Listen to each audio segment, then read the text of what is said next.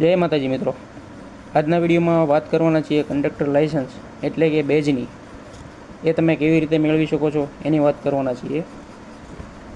તો સૌપ્રથમ આપણે વાત કરીએ, હમણાં જીએસઆરટીસીની કંડક્ટર, ડ્રાઈવર અને હેલ્પરની ભરતી બહાર પડવાની છે થોડાક સમયમાં. એમાં જે કંડક્ટર માટે કંડક્ટર લાઇસન્સની જરૂર પડતી હોય છે, તો એ કેવી રીતે કઢાવી શકાય અને તે કઢાવવા કયા ડોક્યુમેન્ટની જરૂર પડે છે તે જાણીએ. તો સૌપ્રથમ ડોક્યુમેન્ટમાં પહેલાં ફર્સ્ટ એડ સર્ટિફિકેટ જોઈએ, પછી બીજું છે medical fitness certificate. Medical fitness માટેની પીડીએફ જોઈતી હોય તો કહેજો, હું મોકલી આપીશ. પછી છે ત્રીજું એજ પ્રૂફ, તેમાં તમે આધાર કે બર્થ સર્ટિફિકેટ જે લગાડો તે ચાલશે. ચોથું છે પોલીસનો દાખલો અને પાંચમું છે સોગંદનામું એટલે કે નોટરી. તો હવે એ માટે આપણે પહેલાં ગૂગલ ખોલીને તેમાં પરિવાર સર્ચ કરવાનું છે. તો ચાલો આપણે શરૂ કરીએ.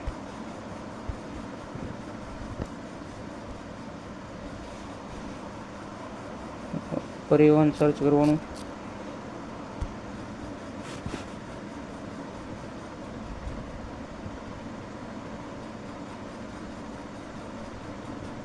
ઓફિશિયલ વેબસાઇટમાં ક્લિક કરી દેવાનું.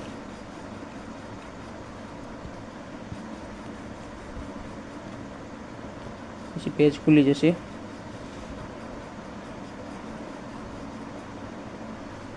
એમાં તમારે ડ્રાઈવર લર્નર લાઇસન્સનો ઓપ્શન દેખાતો હોય છે, એમાં ક્લિક કરી દેવાનું.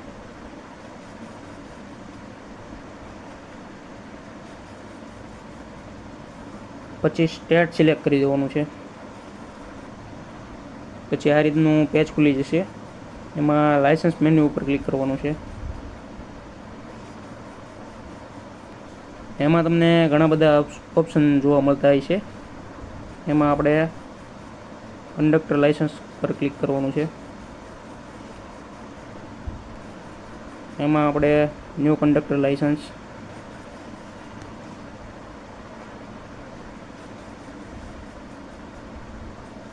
હવે આ રીતનું પેજ ખુલી જાય એટલે એમાં તમારે બધું જે તમારે કમ્પ્લીટ કરવાનું હોય છે એ તમને બતાવશે. તો પહેલું છે એપ્લિકેશન કમ્પ્લીટ કરવાની છે, પછી ડોક્યુમેન્ટ અપલોડ કરવાના છે, પછી પેમેન્ટ કરી દેવાનું છે. તો ચાલો આપણે ચાલુ કરીએ. તો કન્ટિન્યુ ઉપર ક્લિક કરશું. કન્ટિન્યુ કર્યા બાદ તેમાં મોબાઈલ નંબર નાખવાનો છે અને પછી કેપ્ચા ફિલ કરી દેવાનું છે. પછી જનરેટ ઓટીપી ઉપર ક્લિક આપવાનું છે. ઓટીપી આવી ગયા બાદ ઓટીપી દાખલ કરી અને કેપ્ચા ફિલ કરી ટીક મારી દેવાનું છે. સબમિટ ઓટીપી કરી દેવાનું છે. ત્યારબાદ તમારે સ્ટેટ સિલેક્ટ કરવાનું છે, આરટી ઓફિસ સિલેક્ટ કરવાની છે. પછી તમારી પર્સનલ ડિટેલ ફિલ કરવાની છે. એમાં આવશે તમારે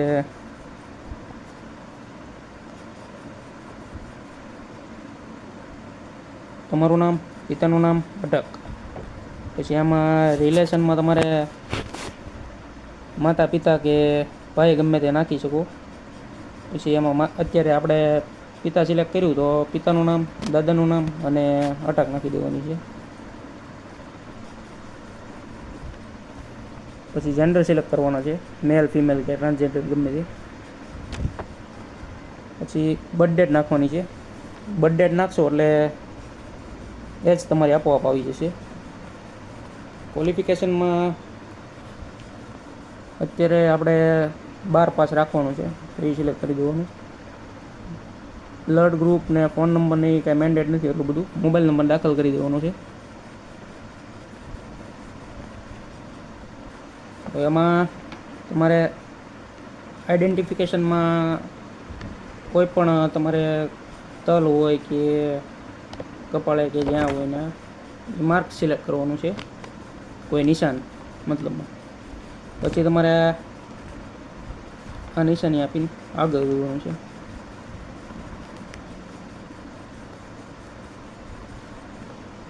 ત્યારબાદ તમારે એડ્રેસ ડિટેલ નાખવાની છે, state, district, sub district, village હોય તો વિલેજ ને સિટી હોય તો સિટી. સિટી હોય તો હાઉસ નંબર ને શેરી નંબર ને એ બધું નાખવાનું, લોકેશન ને બધું. પિનકોડ નાખી દેવાનો. પછી હવે તમારે પ્રેઝન્ટ ને પરમેનન્ટ બે સેમ એડ્રેસ હોય તો આ ક્લિક આપી દેવાનું છે.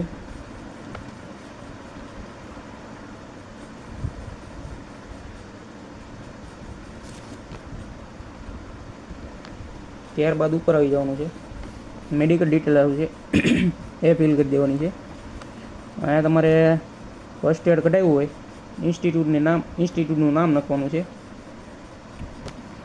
પછી અહીંયા સર્ટિફિકેટ નંબર નાખવાનો છે, જ્યાંથી તમે કઢાવ્યું હોય જગ્યાનું નામ નાખવાનું છે, કયા પ્લેસમાંથી કર્યું છે. પછી જે તારીખે ઇસ્યુ થયું હોય ઇસ્યુ ડેટ નાખી દેવાની છે. તમારે પરમનન્ટ હોય તો યસ આપવાનું છે, નહીંતર નો આપવાનું છે.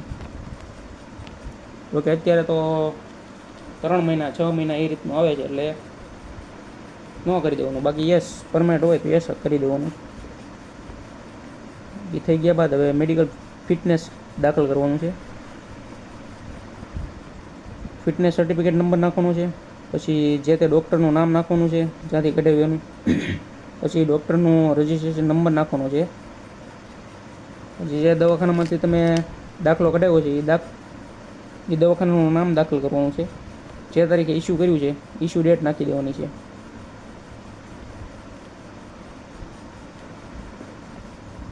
પછી આ થઈ જાય એટલે કેપ્ચા કરી સબમિટ આપી દેવાનું છે.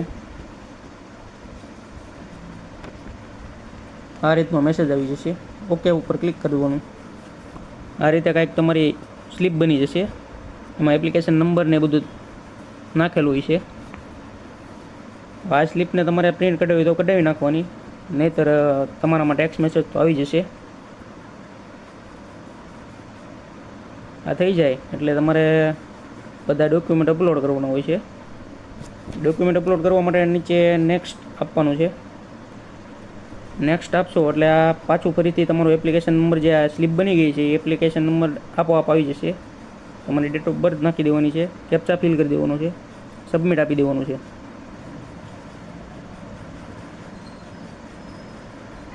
આ રીતનું કંઈક પેજ ખુલી જશે. હવે તમારે ડોક્યુમેન્ટ અપલોડ કરવા માટે નીચે સ્ક્રોલ કરવાનું છે.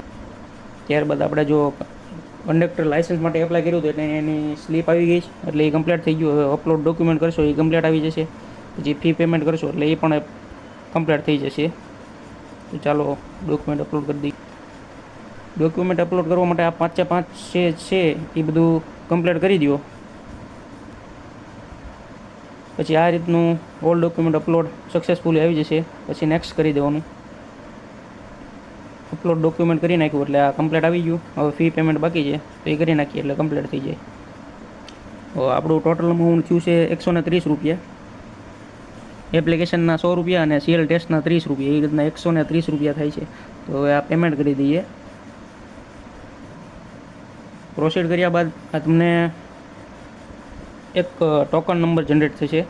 એ ટોકન નંબર જનરેટ થયા બાદ આ ટીક મારી દેવાનું છે. પછી પે નાઉ કરી નાખવાનું છે. તો આપણી એપ્લિકેશન સબમિટ થઈ ગઈ છે.